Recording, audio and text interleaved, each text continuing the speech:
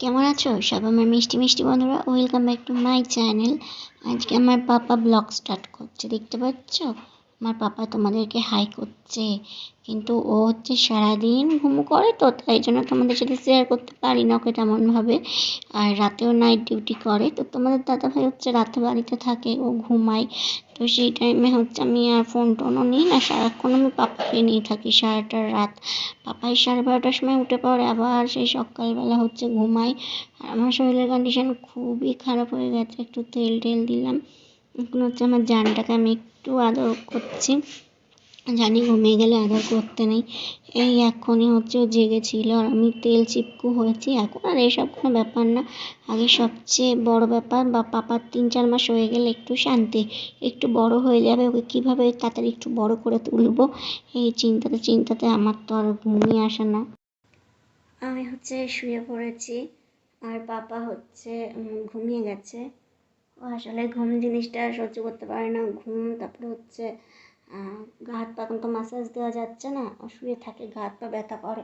তারপরে এই যেটা তোষক না কি বলে, শিমুল তুলো দিয়ে এইটা বানিয়ে আনা হয়েছে। কারণ আমাদের এই খাটে হচ্ছে শুধু খুব শক্ত, জানো না, সোনার হচ্ছে পিঠে ব্যথা করছিল। এই যে নরম এইটা বানানো হয়েছে, এটা শুধু শোনার জন্য। দেখো ওই অবধি, আমার এই অবধি, এটাও 1.5-2 বছর অবধি শুতে পারবে। আর শরীর খারাপ বলতে এখন কি হচ্ছে বলো তো, আমার হচ্ছে হাতে এসে ইঞ্জেকশন দিয়েছিল হাতে পায়ে, সেগুলো হচ্ছে খুব ব্যথা করছে, আর তেমন কোনো কিছুই হচ্ছে না। এই হচ্ছে ব্যাপার। আর কি বলো তো, আমি মানে জানি না এটা আমার মনে হয় কি না, বা সবার মনে হয় নাকি, আমি পাপাকে কারোর কাছে রেখে ভরসা পাই না। আমার চোখ থাকবে ওদিকে, যদি কেউ নেয় না, বা আমি জানি না কেন আমার ভালো লাগে না।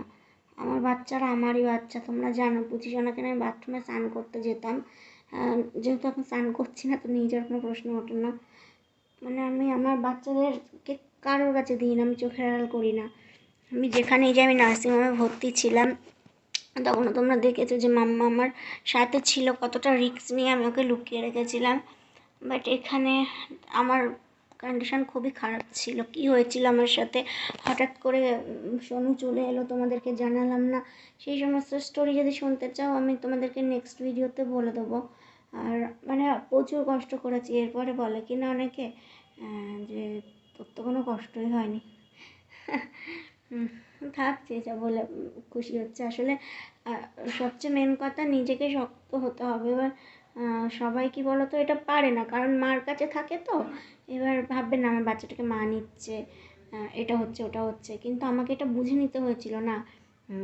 আমি তো বাড়িতে যাব না, আমাকে স্ট্রং না হলে চলবে না। আমি পরের দিন একা একা উঠে আমি ওয়াশরুম গেছি, সমস্ত কিছু নিজে করেছি। আমি সোনাকে কোলে কোলে নিয়ে নার্সিংহোম থেকে নেমে গাড়িতে উঠে রাস্তা দিয়ে মানে এগুলো পুরো একা একা করেছি। কেউ বলছে না যে সি সেকশন হয়েছে, সবার বলছে কি নর্মাল ডেলিভারি হয়েছে, মিথ্যে বলছি। সত্যি না, নর্মাল ডেলিভারি হয়নি, বাট হতো, কিন্তু হয়নি। মনে হচ্ছে কি একটা আসছে, এই হচ্ছে ব্যাপার। শুয়েছো তো? জানে না। তাহলে আজকে আর বেশি কথা বলছি না। ভিডিওটা এতটুকুই। ভালো লাগলে একটা লাইক করে দিও, কমেন্ট করে জানাবে যে কেমন লাগলো। আর পাপাকে অমন অমন লাগছে, তার কারণ হচ্ছে আমার ফোনের ক্যামেরাটা নষ্ট হয়ে গেছে। এখানে ফোনের ক্যামেরাটা হাওয়া ঢুকেছে, এই গ্লাসটা অনেকটা, মানে ফোনটা অনেকটা বড়, গ্লাসটা ওরকম পাওয়া যায় না, তাই বন্ধ হয়ে গেছে। তাহলে বাই।